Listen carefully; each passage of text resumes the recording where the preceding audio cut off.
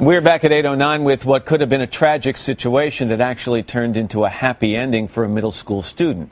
NBC's Lilia Luciano has details on this. Lilia, good morning. Good morning to you, Matt. What happened to 12-year-old Kylie Shea isn't something most parents would think was even possible. Walking the halls of her school, she suddenly collapsed. And without the quick thinking of two teachers and a life-saving device, she might not be here today.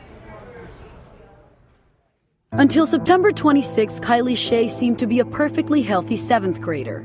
But as she walked the halls of Moss Middle School in a Dallas suburb, she suddenly felt short of breath. I sat down and I fell over, and then I don't remember anything from that. Kylie collapsed to the ground and passed out, as seen on this surveillance footage. Her frightened classmates alerted gym teacher Kristen Goodgen, who rushed to find Kylie wasn't breathing and was turning blue. The 12-year-old's heart had stopped. Right away, I knew I had to get help. Fellow gym teacher Brent Reese arrived and immediately started CPR. Goodgen rushed to grab an automatic external defibrillator, a device used in dire medical emergencies to jumpstart the heart.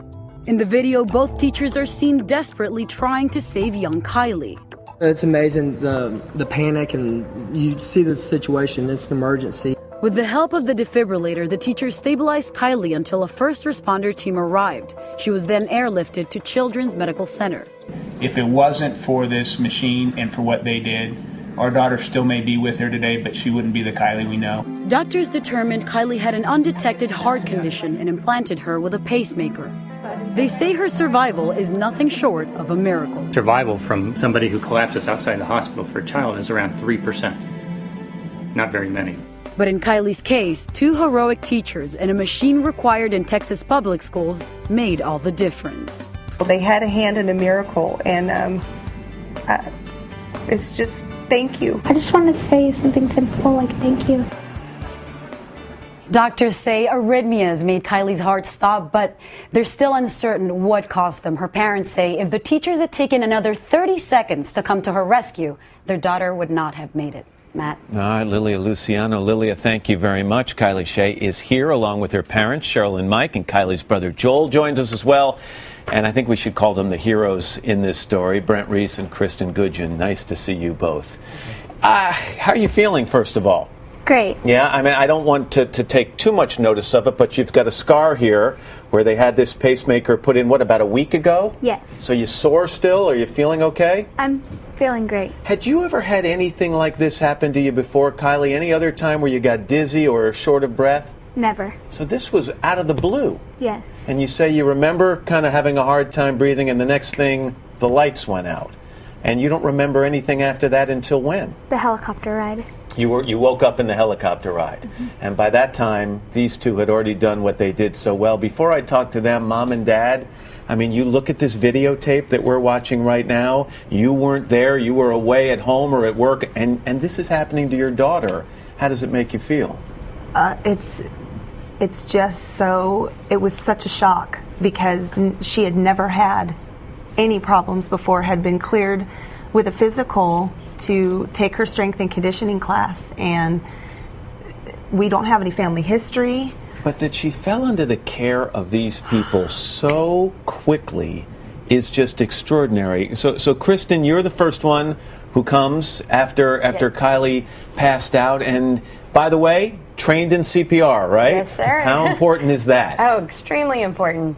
We get trained every 2 years, and that literally is what we fell back on. You know, it kept us calm. We had something to go back on to know what to do. But you realized pretty quickly this wasn't just a case of a child passing out. Right away. Right away. As soon as I walked up, she was having a little bit of convulsion, and within 5 to 10 seconds, she was out. And she started to turn blue. Yes. She wasn't getting oxygen. Brent, by the time you got there, you also trained in CPR. Yes, sir. Did the training just kick in? It did. You know, when I saw Kylie on the floor, just a million things are going through your head, and you just kind of go into shell shock, and you just kind of reboot. And we went back to the training. But it's not the same as working with that little Rasasa Annie doll or what. This is a real person. Mm-hmm. You've got to start. Your heartbeat must have been going a mile a minute. Absolutely. Every time I would do an evaluation, I wasn't sure I was wanting to hear. And then you get out, you got that AED, the automatic external defibrillator, and that thing, once you get it on, it kind of walks you through and talks you through the procedure, right? Yes, it does. It talked us through it, and one of the craziest things is it told us to shock, and we both looked at each other in shock, like, is this really what we need to do right now? Because it was evaluating based on the signals it was getting from Kylie, or not getting. Yes. It was evaluating her situation. Right. And so you got nervous when you applied that first shock that if her heart was actually beating, you could kill her. Absolutely, and that's in the video. I reach out to touch the button, and I pull back just a little bit, thinking those exact thoughts. How many times did you have to shock her? Twice.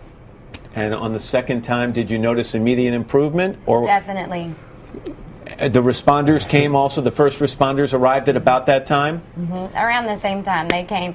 After the second shock, she started groaning, and we're still, thinking, did we do this right? And it worked. So. Mom and Dad in Texas, they're required to have these devices, right, in a school. What do you want to say about that?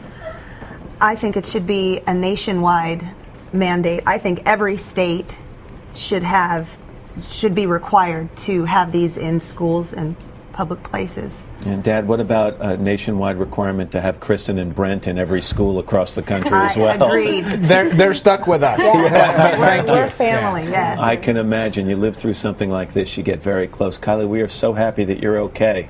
All right, good luck to you. And Joel, good to have you. You must be awfully thrilled to have your sister around. Well, it's great to have you all here. Thank you so much.